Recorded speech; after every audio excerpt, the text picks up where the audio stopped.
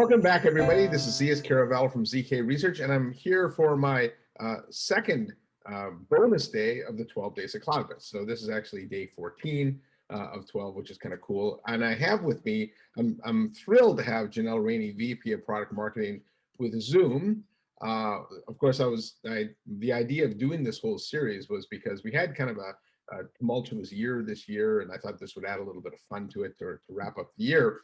Now, no company was a bigger part of the societal change than Zoom. And Janelle, why don't you say hi to everybody? Talk a little bit about what you do there. Great.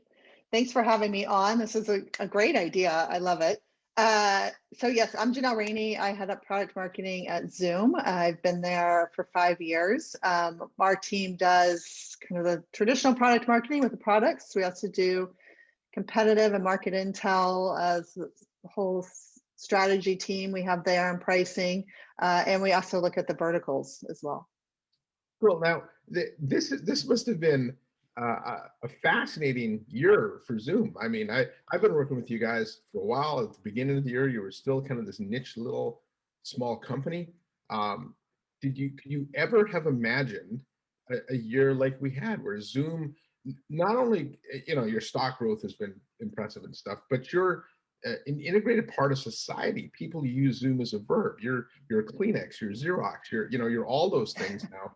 We're good and bad, right? People say Zoom fatigue, but they also say I'll meet you on Zoom. So, what was that like this year?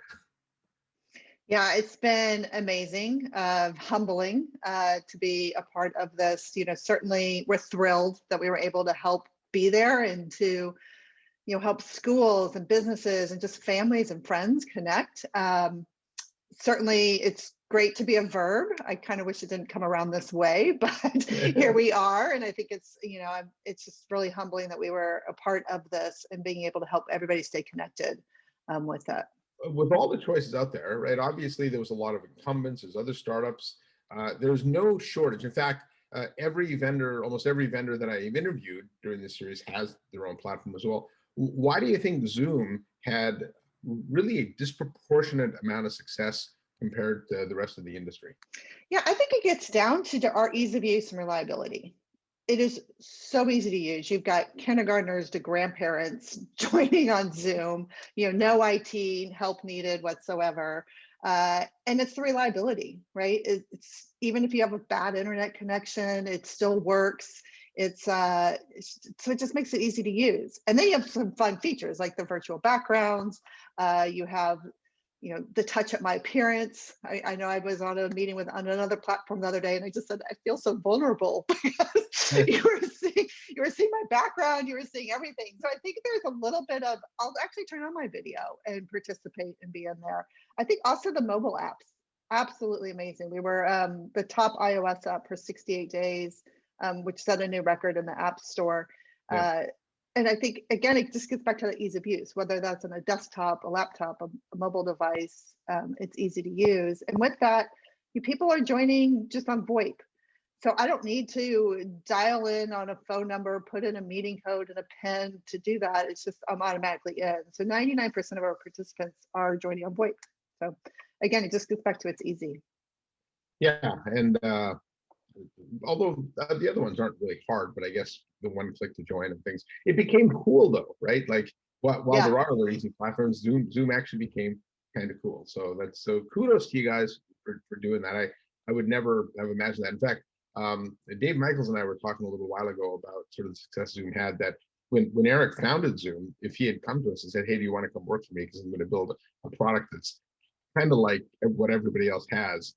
And yeah, what are you, crazy? This is like, there's so many platforms out there. But I had that exact same interview with Eric. And there was a little bit of like, well, why? Like, hasn't this already been solved, right? But I will tell you, Eric started talking to me about his architecture and how it scaled. And you could have at that point it was 500 people you could have on video all at the same time. It's more than that now. And just understanding that was the same team that's been building these products since the 90s. So they were able to come in with new architecture. All these other applications were built before there were even cell phones. So they were able to come in and build this with all their knowledge and expertise and build a platform that scaled and was reliable and was easy to use and all those learnings. And, you know, I'm glad I joined the team. Let's just say that. But Well, I had that exact same conversation with Eric when I yeah, joined. well, that's interesting because now one of the other fascinating things about Zoom is that when I talk to people at Zoom, this is what they know, right? It's a see you, see me experience. It's the app that I have up running. But Zoom is much more than that, right? So Zoom does a whole bunch of other things. So why don't you, Zoom phone, and so why don't you walk through kind of the other things that Zoom does now? Yeah, I think people do know us for the video, right? But we are a lot more than that. We have Zoom Phone, we introduced 2 years ago. A phenomenal product. Again, a really strong team. A lot of people from the industry who have joined. It's now in 44 countries. Over 500,000 people joined in the last 12 months.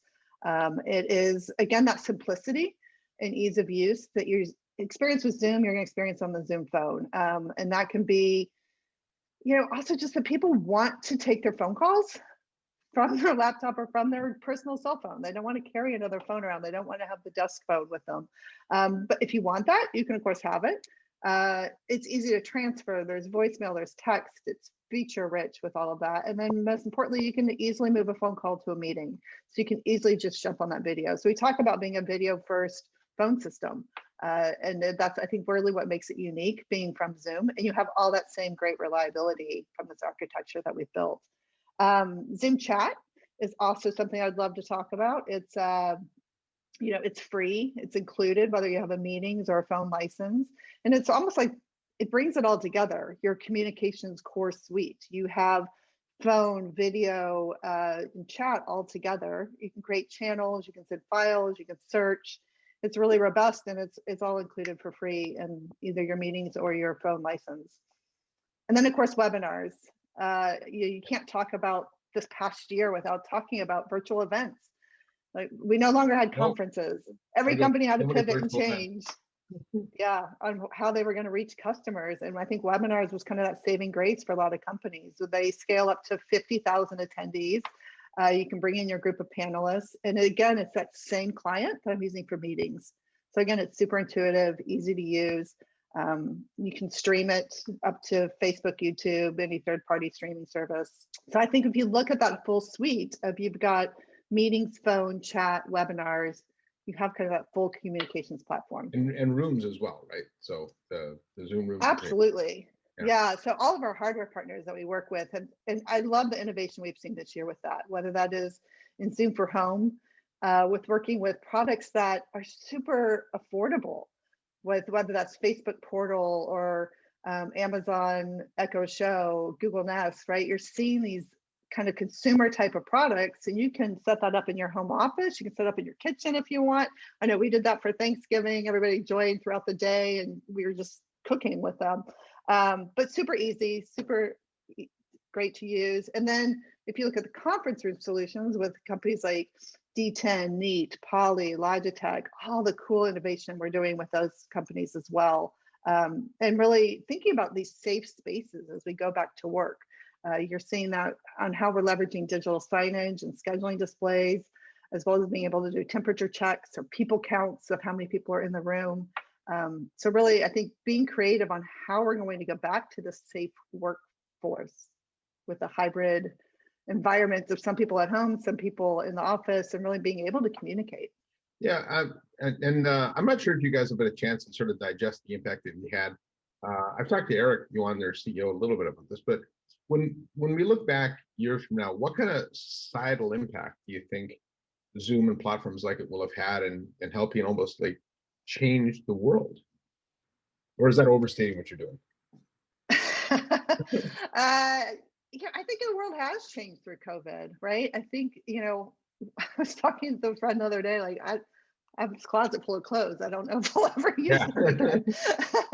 And it's true. I think there is a, how are we going to communicate? How are we going to get things done? I think people have reskilled. They have realized that they are able to, collaborate with teams. They're able to stay really innovative. They're able to connect with customers. And I think it's phenomenal we're able to do that. And hopefully with less travel and less commuting, we can also help save the environment a bit too, right? I think there's, a lot of people are looking at, wow, I spent a lot of time in that car, or I Yeah. was a road warrior and on those planes all the time, and maybe I didn't have to attend every one of those things in person. There are still some that absolutely we want to go and we want to network, we want to be in person. I think some of that will continue, but there are predictions that it's going to be like 50% less travel. Well, hoping Than we will Zoomtopia have. is live next year. So I know one of the interesting aspects is like you think of the medical industry, right? Here was an industry where we took our sick and our elderly and we made them drive for an hour to go see a doctor for the doctor to say, yep, everything's okay. And that concept almost seems so archaic now, where a year ago we were doing that. Now doctors, use Zoom for those kinds of things. And so it's interesting how, we've adapted to that. Now, if we look ahead to 2021, as popular as Zoom's been, it's not perfect for all use cases. Schools have struggled with it, right? Things like that. How is Zoom changing to allow some of those use cases where workflows, and how we interact are really important, and sort of a standard off-the-shelf platform, doesn't really meet some of those use cases? Yeah, I think that's a great question. And we do a lot of listening to our customers, right? With that, and whether they're in government, education, healthcare, courts, right? There's so many different unique use cases for this. So I think one thing that's really exciting, we announced it at Zoomtopia, is Zoom Apps. And this is going to allow you to bring your specialized workflow into Zoom. Developers can create these really engaging apps. They're going to be easy to really design for distribution. So it's going to be easy to discover the apps, easy to share them with people in your meetings. And you can really create almost custom templates and experiences with these Zoom apps from the different developers. And then you're also seeing a lot of developers using our APIs and SDKs, and they're being able to bring video into their own applications. And we're seeing this a lot in education, and you also see it in healthcare. It's very common that people will bring Zoom's video, again, that reliability, ease of use, but into their own applications with SDKs. Yeah, so now I can have the Zoom experience on a computer through an app. I could have it on a wall, as part of a conference room system. I could also have it built into the app that I'm already using, right? And it's interesting that you've kind of come full circle that way, because I don't know how long you've been in this industry, but before No Jitter was a publication, the last paper magazine that they had, I had actually written an article about how people don't want more apps on their desk. They want more functionality built into the apps that they already use, and therefore the whole communication industry should shift to a platform. And so it's good to see you doing that. So kudos to you. Now, as we go into 2021 and kind of whatever the world's going to look like, and I've been asking all the people that participate with me to give me a prediction. So what's one thing that we should expect from this industry, as we look out into next year? Yeah, I think you probably have a lot of the obvious ones, right? Of more remote work, more distributed teams. Yeah. I would say it's going to be video first.